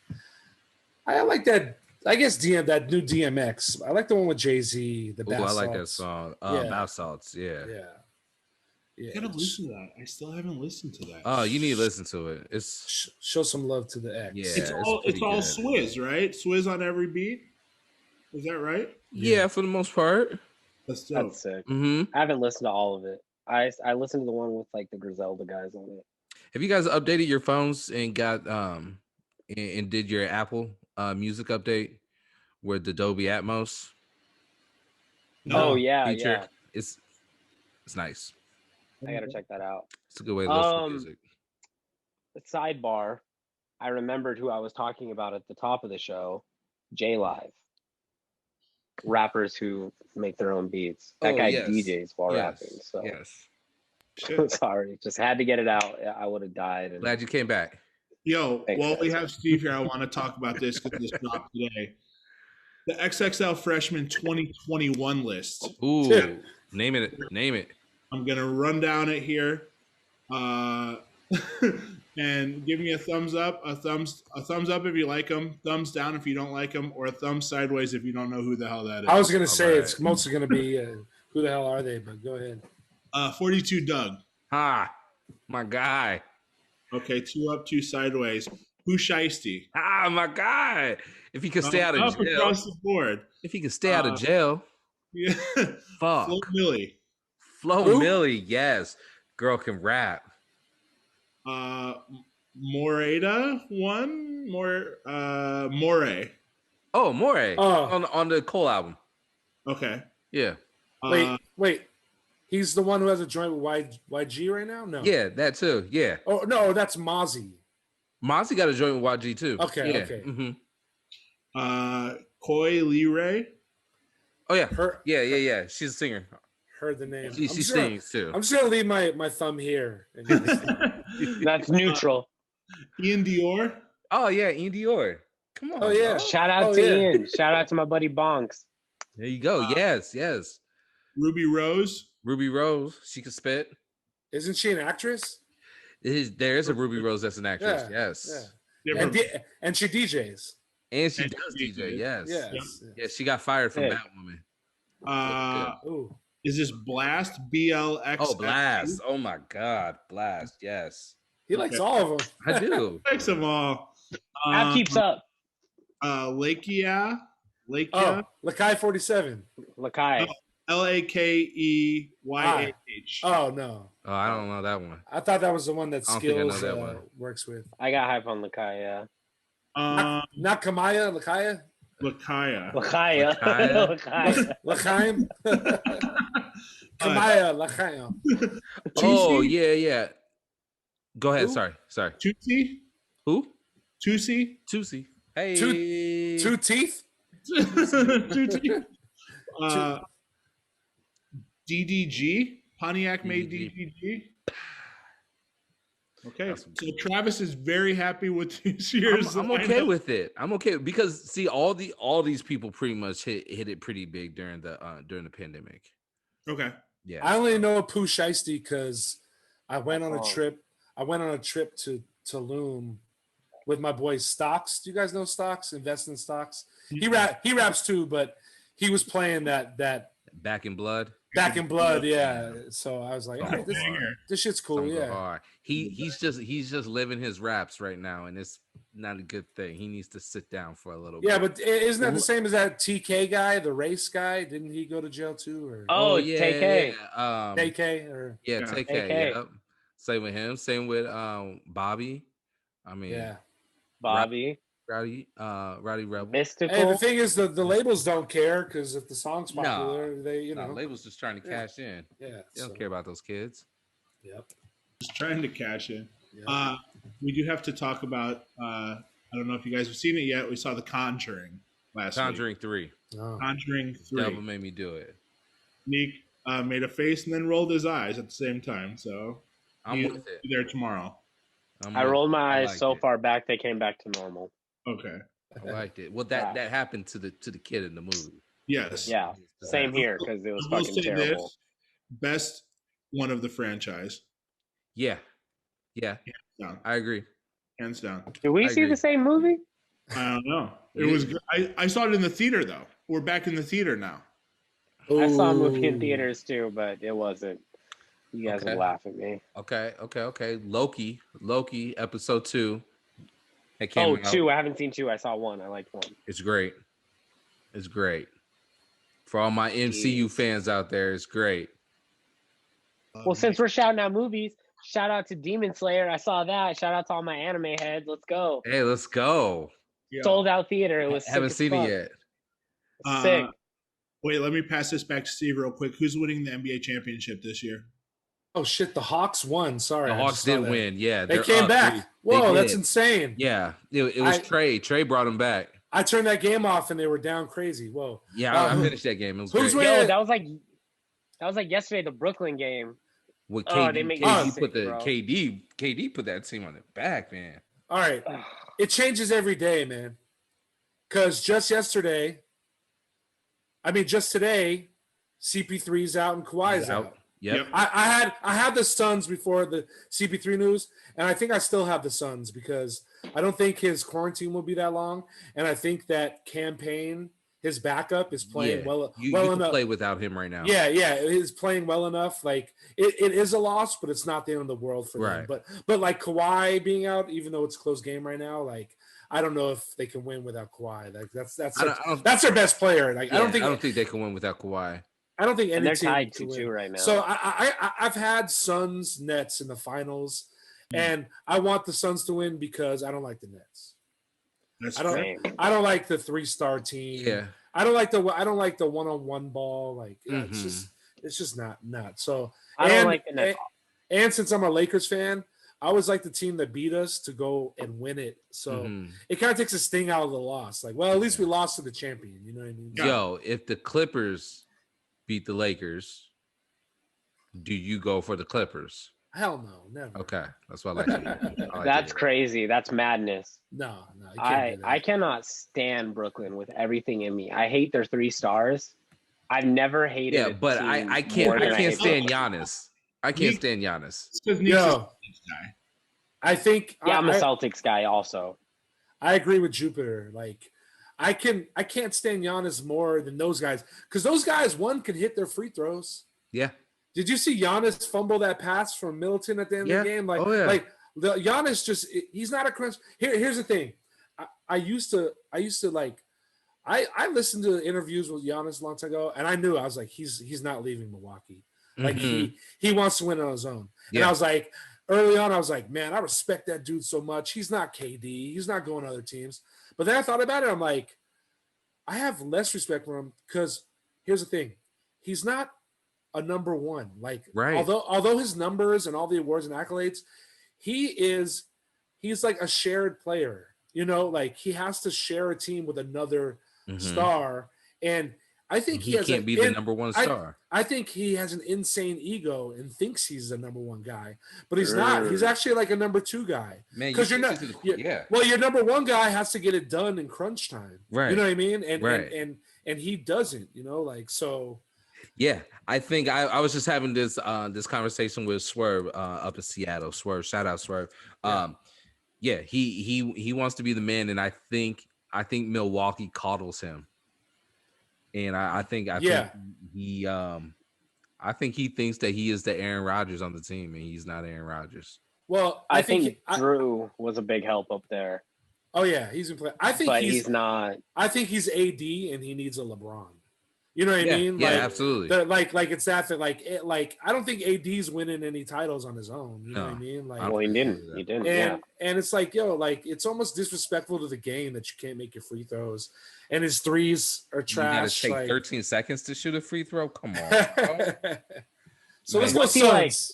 He's like single digits for like 30 something in the playoffs for threes. I mean, and especially KD just had like literally like a top 4 all-time game against him. Like, dog, like you need to go reevaluate like your everything. And I respect KD's game. I just hate him as a person. I don't like. Well, watch the next time Giannis dribbles. He dribbles with his head down. I hate. That's all I dribble. Yeah, see? I cannot stand KD. I hate James Harden, and I especially hate Kyrie fucking Irving. Oh, wow. I hate the Nets. I hate that the Boston Celtics took everything, including the kitchen sinks, and they're fucking better than us. Like, trifecta. I hate. Keep going. Keep going, so man. I feel like you're on a roll right now. We just letting you have this. Can we do this? You have this. Go ahead. Is this where I'm just gonna vent? Go ahead. Right, this is you. Danny Ainge. I'm glad he's fucking gone. I'm glad he's gone. His 2 biggest claims are just 2 fucking like Las Vegas style jackpots where he scored Kevin Garnett. He got Kevin Garnett, which wasn't even him. That was Kevin McHale that got Kevin Garnett. And then his second one is when we got everything from the Nets for Kevin Garnett and Paul Pierce and did fucking fuck all with it. We never did anything with any of those picks. We got Marcus Smart and fucking, like, we got Jason Tatum and Jaylen Brown. Like, not complaining. But anytime we had the chance to get, like, our resume is full of, like, almost. We almost got fucking Anthony Davis. We almost got Kawhi Leonard. And anytime we almost got those guys, the next season, they fucking won a ring. So, like, what was Danny Ainge doing with all these assets? I fucking hate him. I hate it. He fucking ruined it for me. And now we're just, like, middle of the East, which isn't even as good as the West. It was also, like, I know it's a business, but it's karma for what they did to Isaiah Thomas, man. Oh, yeah, for sure. 100%. He was a fan favorite, and you can't – They got rid of a fan favorite for Kyrie, who wasn't a fan favorite, right. and also just left them in the dust. It's like played like 18 games and left us. It's like dumping your girlfriend that like genuinely loves you for like a hot chick that gives you sex that's gonna like go to the next man. You know what I mean? It's like and very mediocre. To be honest, there you go. He had a couple good games. But he played like 18 of them and then fucking didn't play in the playoffs. Well, I mean, but you also lost Hayward in the first game of the year. That was tough. We lost Hayward in like 7 seconds. He played 7, 8. He was on my fantasy team that year. It was brutal. I was like, oh my God, I can't believe it. But his contract is fucking huge, bro. His contract was huge. And I don't know. I don't want to shit on him. Well, he was. I just feel like. He was going. You were gonna get that money's worth though if he didn't do that though. Do you feel that way, or do you feel like? No, I feel that way because small pond? I feel that way. I do feel that. Anybody could be a star in Utah. Bro, he hasn't been right at the time. He hasn't been right since. He hasn't been the same. Well, his fucking shin split in half. Of course not.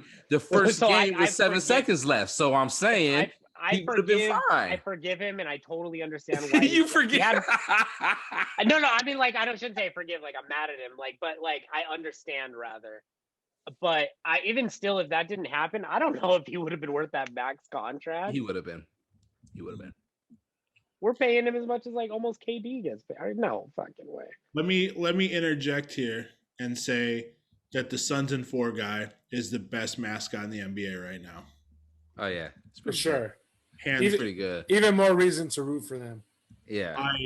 I saw that behavior and I was like, I'm a Suns fan now. Yeah. Especially he did that in Denver. That was hell yeah. That was a road guy. I'm like, this guy's a fucking boss. Yeah. In Denver. I really hope they make it, man. CP3 deserves it. That guy cannot catch a break. He needs one. It's like the league is holding him out, like really. And who's getting COVID right now? Come on. The fans can come in. The fans can come in, but like CP3 can't. Yeah, right. It's too weird. The NBA hates CP3. He couldn't join the Lakers. The league hates CP3. This could spiral out, but we are going to nip it in the bud. Yes. Let's do it, because I get worked up. We talk about. No, we know, Nick.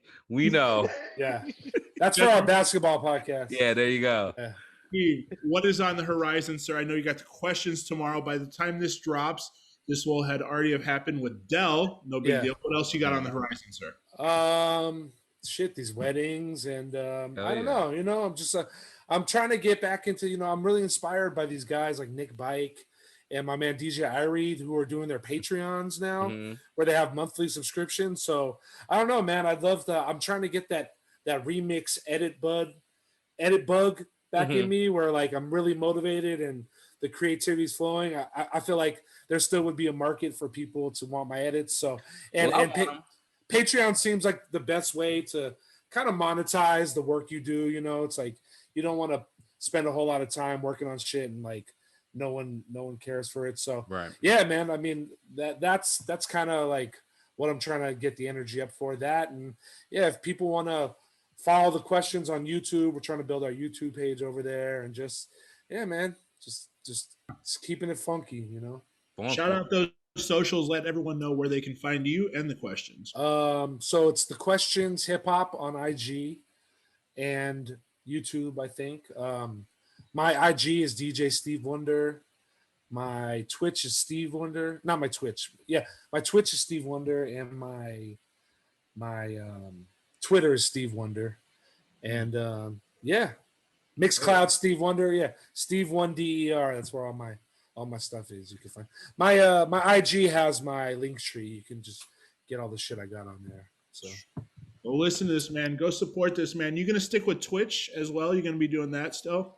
Yeah, I do it here and there. You know, like I like it, but I also can't spend my time not making money. You know what I mean? Like the amount of time I spend doing it and the amount it's cool, but like I can be doing other work and making, at some point it's like, it's kind of like you really are a bedroom DJ at that point. Yeah. You know what I mean? Like props to everyone who's killed it. I still love watching everyone scratch bastard, but it's such a grind. And I kind of I realized back in like November, December, when people were like, when it was everything, that you have to put your all into it to really build your channel. Like I got a good amount of followers. I got some traction, but it was such a transition for everyone. You start to feel it's like it gets emotional and shit. Like when you're broadcasting to 4 people, and you know what I mean. There's just there's just so much behind it. I mean, I've had great broadcasts. I've had rough ones, but a lot of DJs devoted themselves to it, and they're reaping the benefits. I just in between that and like. I just couldn't devote myself to it like that, but I still have it, if I'm ever like kind of just feeling like freestyling and getting on, for sure. Thanks for watching. That's us. This right here. Us on Viewers. Twitch. That's a vibe. Yeah, that is Twitch. So we will all agree on that because there's many a times where I've been on Twitch to 0 people or just Meek Or me. Travis. Travis said, "Fuck that! I'm not gonna get Twitch. No. You're not gonna catch me." Travis said flat out, I'm not doing it. I ain't doing it. Travis said, "I'll watch you guys." Meek and I have done it where it's been dope, where it's been whack. We did our 1 year for the podcast on there, which was That was dope. Still, but we had to have 65 motherfuckers in the room to get shit cracking. DJ every hour. But yeah, man, it's hats off to everybody that sticks with that grind because it's just what it is. It's a grind with a capital G, man. Yeah. It was a great outlet, and I really felt like you can really reflect yourself, your personality. I kind of winged my video equipment. I didn't really do a green screen. It was just kind of like, I was just like, you know what, I'm gonna just, I was spinning a lot of videos and stuff, which is cool. But like I don't know. I think I should have been more proactive in asking to work with people and doing more of the raid stuff and this and that. But we'll see where We'll see where Twitch is a year from now, and if people are still getting views or not. I mean, we're seeing what's happening right now. I mean, I don't see as many DJs on it right now. Totally opening up. So yeah. But we also saw Will Smith on there the other day with Jeff. So there you go. This is true. But I watched Jeff on YouTube though, on YouTube Live. Yeah. Yeah. I don't know, man. I think if nothing else, if somebody buckled down and got their head on it, that they should absolutely stream every set. If they have for sure. a computer, if the Wi-Fi is good, that's just an extra bag and more fans floating around there. Yeah. Really Shout out to P-Dot. Shout out to P-Dot. Yeah, I could see cats like Bastard. You know what I mean? Like, if you got 1,000 viewers and you can set the rig up and broadcast. Why not? Like you're saying, it's just more exposure, more money. I mean, everything is good about it. But I've been gifting a lot lately. I've been just sending homie 5-packs and shit. I wasn't doing that at first, but now I'm like, any homie I like watch. And I'm filling their stream. I've been doing that more. You know what I mean? I'm like, fuck this. I'm gonna support the homies more and shit. So I love that. That's dope, man. Steve, we appreciate you being on the show tonight. Thanks, man. Yeah, man. Thanks for having me. Appreciate it. Thank you. Make sure everybody follows this gentleman. Go on a deep dive of his edits, his mashups, his originals. A little bit of fucking everything with this man. He's definitely, like I said, Mount Rushmore DJs. Deckstar OG. Thanks, man. Yeah. OG. Shout out to Kevin Scott as well, and Direct Music Service. We got to slide that plug in there. Yeah, Papa Bear over there. Papa Kevin. Kev? Oh, happy birthday! Oh, it was yesterday. Happy birthday, Kev. Happy belated birthday, Papa Bear Kev. Yeah. Happy birthday, Kevin. Yes. We will be back next week with another surprise guest.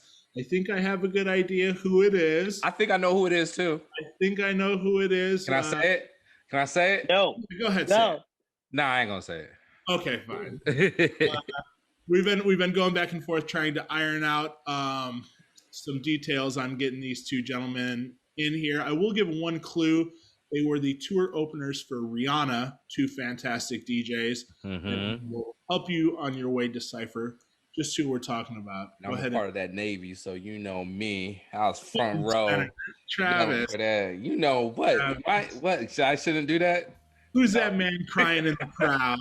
That's Cooper. Just crying. You needed me. Waiting for Rihanna. Yeah. All right, y'all. Everybody, stay safe. Enjoy. Since y'all are back out there, enjoy. We're still shut down in Portland, so I'm guessing 2 more weeks, and we'll be out there with everyone. Yep. In the meantime, go wait in that line at Disney. I saw it, and it looks fucking atrocious. Hey, Avengers Campus, Disney. Let's go. There you go. Thanks again, Steve. Shout out. We'll see you. All right, y'all. Thanks a lot. Week. Peace. Peace. Peace.